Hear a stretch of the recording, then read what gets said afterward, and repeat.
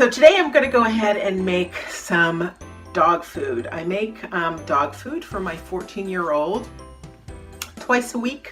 Sometimes I can stretch it out a little bit, but usually I do about twice a week. And I wanted to show you how I make it. Now I've got to make multiple batches because I'm going to be gone for about 14 days. I'm going to go to a conference and then I visit some family, and my son will be watching our old lady dog, and I don't want him to have to make the food, so I'm prepping. Let me show you how I do it. Okay. All right, so this is my prep station, and normally I have rice. I have sometimes brown rice, but white rice. Sometimes I will include some steel cut oats, but this is peas, 100% peas. And if you can take a look at it, all I did was I put it in the Cuisinart and I pulsed this together. And the reason why I do this is because dogs don't seem to digest the peas. They just come out whole. And I want her to really get the protein out of the peas. And then over here, these are my carrots, and these are my sweet potatoes over here. And then I have some lentils, that's more protein for her. And then I have some brewer's yeast, nice high nutrients. It tastes a little bit cheesy. And then let me show you. I also put in some, this is steel cut oats. I put that in as well. So when I make the batches, I'll walk you through as I measure it out, but I just do this, I'm a grabber, so it's more of a feel. This is the leftover liquid from making my, the lentils over here. So I'm using the liquid and I'll put everything in. So I would take this and I would put it on the stove and I would make sure that it started to boil. And then once it did that, I would take a couple of handfuls of my carrots or my sweet potatoes, and then I would take a couple of handfuls of my carrots, and let me get a feel for it, because what I do is I feel the thickness. Now as this cooks, it's going to break down. I had already put some lentils in here.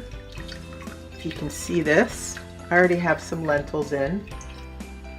Can you see that? Where's my camera? Right there.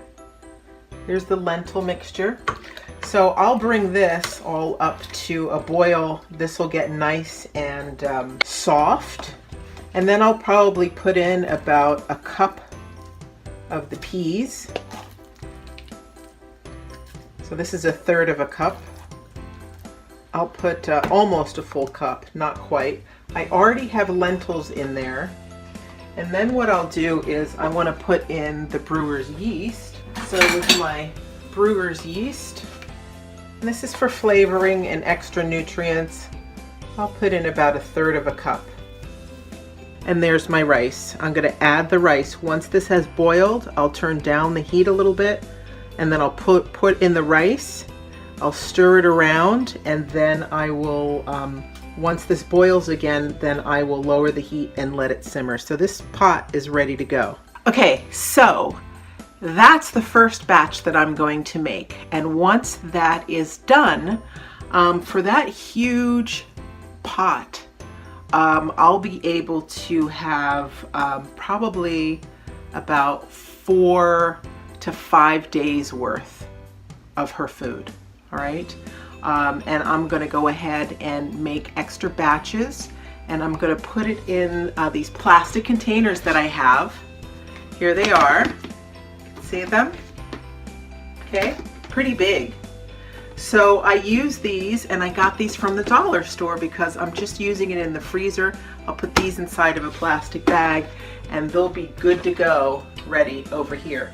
Now if I have any extra food that's left over, I just combine the yams or the sweet potatoes and the carrots. I put that together and I freeze it. And I do that because sometimes I forget to make a batch for her in time. Then if I do that, I can easily go ahead and grab what she needs out here, and I can, within a half an hour, I can go ahead and make her food. All right, so make a little bit extra, throw it in the freezer so you have it just in case for an emergency. And there you have it. So my dog is 14. She's doing pretty good. She's got her, you know, old age stuff. She's got a couple of her tumors and fatty deposits and, you know, old age stuff. But she's doing well, and she's got the energy of a puppy, and she's been plant-based for years. All right, there you go. Now, listen, before I end this, what I suggest is, if you haven't been living the plant-based lifestyle and you're not comfortable with giving your dog plant-based foods, because, you know, there has to be a balance between their vitamins and their nutrients as well. But then I think about all of the animals that are just out on the streets surviving with not this type of food. But I choose to make this food for my other child, my four-legged child, because number one, I didn't want to spend money on the kibbles. Number two, I think the kibbles are way too expensive. And number three, just like I'm on a plant-based lifestyle and I know what I'm putting in my body because I make food for me, it's really no more difficult to go and make her food. And I cut my costs down by at least 60–70% when I make her food, which is a great thing. All right, so if you are going to go and you're going to consider putting your dog on a plant-based lifestyle because you have the same reasons that I do, my suggestion is go to a vet first.